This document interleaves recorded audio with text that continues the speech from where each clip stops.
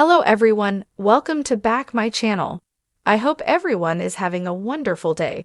Before starting the video, please go ahead and hit the subscribe button. At the ranch, Abby says her personal vows to Divin. She recalls how he was always there for her, and then helped her become a mom. She's so lucky to share this life with him. Falling in love with him felt like coming home. Divin tells her there's a reason he wanted to marry her on her birthday. Aside from the day their son was born, this is the most important day in his life. The day his best friend was born, she's never left his corner. He wonders if they both knew how they felt about each other all along.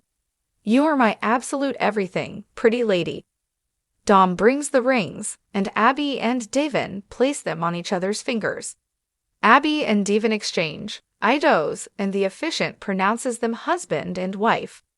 The newlyweds kiss, and everyone applauds, until a loud noise from outside stops everyone in their tracks. Nick frowns and heads to the door. Outside, Phyllis is unconscious in her car, which has hit a tree and is on fire. Elsewhere, Sharon is unconscious in her car, with her head leaning on the steering wheel. In the ranch house, Nick sees a glow. Victor gets on the phone to call for help, as Summer says it sounded like a car crash. She tells her father she'll have Chance meet him over there as he heads out the door. Nikki tells the guest that everything is being handled and they'll get an update soon. She introduces them to Mr. and Mrs. Winters, and everyone claps. Victor looks out the door with concern. In her car, Sharon begins to come to and slowly raises her head. She looks out her window. In her car, Phyllis remains unconscious as the flames burn around her. In the ranch house, Abby and Divin chat with Victoria and Anna, who assure them everything about their wedding was perfect. Abby's gorgeous, and they're madly in love. Devin is thrilled to be in a room with everyone they love. Victoria takes Anna to go say goodnight to Dom. Summer joins the happy couple and they gush about Victor making the night special for them. Summer goes off to get them more champagne.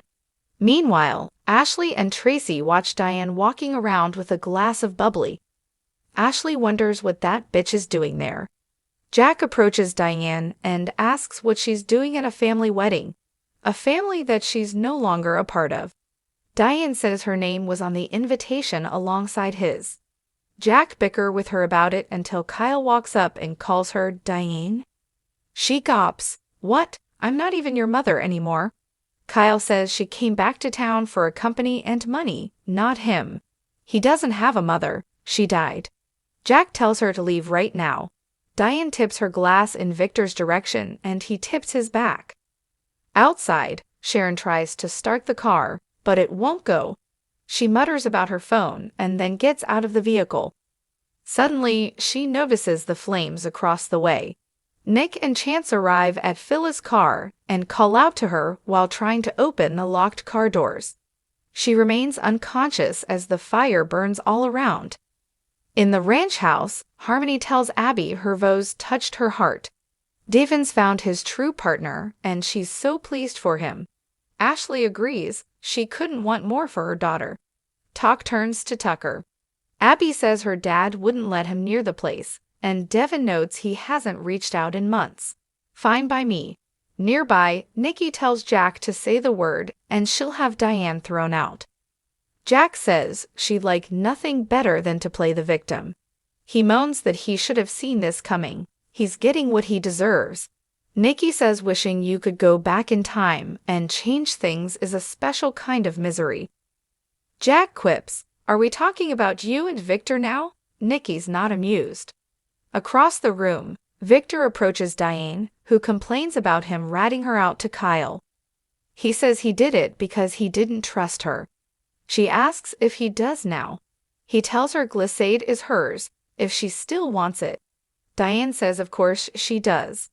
Victor muses, "On second thought, there's a little price to pay. The catch is, she has to be the one to fire Kyle." Diane guesses he doesn't think she has the nerve. Victor tells her she only has tonight. The offer will be rescinded in the morning. Take it or leave it. Nearby, Billy wants his mother to tell him what's going on. At Phyllis's car, Chance and Nick are unable to get in to save Phyllis. Nick balls up his jacket and punches the window out. They open the door and pull her out and carry her safely away from the flames. Nick asks if she can hear him. She doesn't respond. He begs her to open her eyes and look at him. Back in the ranch house, Lily, Devin, and Abby talk to a tipsy Esther before moving on to chat with Nate and Audra. Audra admires Abby's dress and says it almost makes her understand why people bother to get married. Abby asks what is it she doesn't like, the commitment or having to put someone's needs above her own. Audra thinks it's an outdated institution and a crock. How many divorces are in this room? Lily thinks love is rare and should be celebrated. Anyone who doesn't think that should keep it to themselves. Nate and Audra walk off and Lily mutters, "Is she for real?" Nearby, Jill tells Billy it's over and it's out of her hands. Victor approaches and tells Billy that Chancellor once again belongs to him. Billy asks his mother to tell him that she didn't hand the company to this maniac. Jill pulls Billy away and says he's not ready. She doesn't see it happening. Victor will see Catherine's legacy through to the future and hers too. "I'm sorry, Billy. I have no choice." Billy pulls her close and says, "You do have a choice, and if you follow through with this, there's no coming back." Victoria calls out to Billy as she walks out the door. She asks him what happened. He'll only say, "You tell your father this isn't over." Inside the house, Maria tells Tessa they should have heard from Nick by now. She worries the fire could be spreading to her mom's house. Sharon's not responding on her phone. Something's not right. I can feel it. Outside, Sharon watches, unseen, as Nick desperately tries to revive Phyllis.